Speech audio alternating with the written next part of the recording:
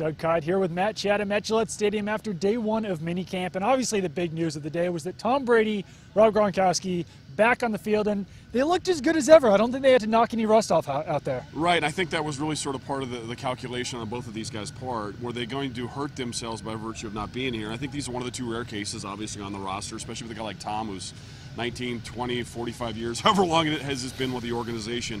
That wasn't a major concern. We've seen that guy miss 4 weeks of regular season football in the suspension a couple years ago, come back and just hit the ground running. So to not miss some off-season workouts and some OTAs, I think was pretty predictable he'd be that way.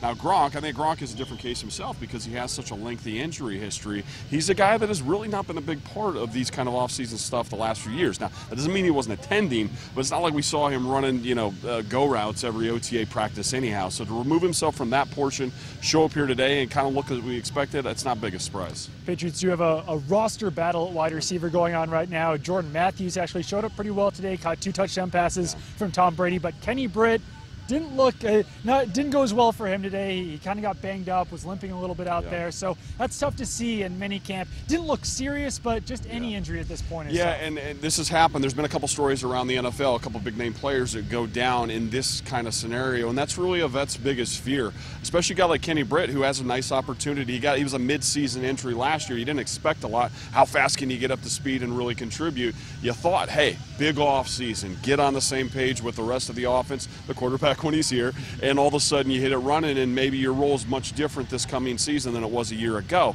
Then you get nicked up, and that's what players fear. I mean, you've got some finely tuned guys out there. They're all built up from the workout programs, and you get out here for the first time with some unpredictable movements, and unpredictable things can happen.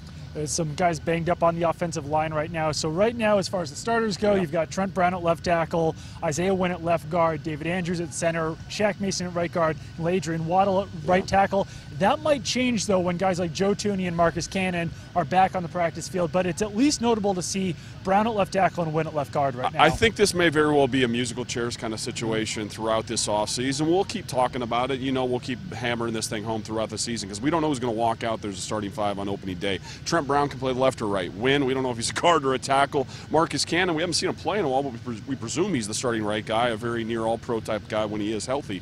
But in the absence, Slater and Waddle can play as well. So just expect that 5, they've got maybe 8 bodies that could be involved. So we will be back here for the next 2 days of minicamp, and they've got one more open OTA session before Patriots and the rest of the NFL goes on summer vacation.